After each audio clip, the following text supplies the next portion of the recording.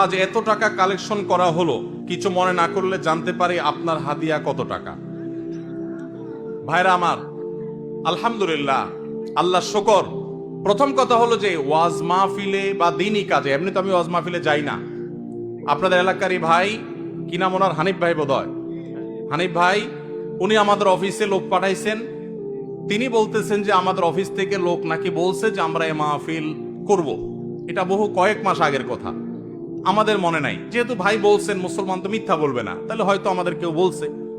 আমরা সেই ওয়াদা রক্ষা করার জন্য আসছি।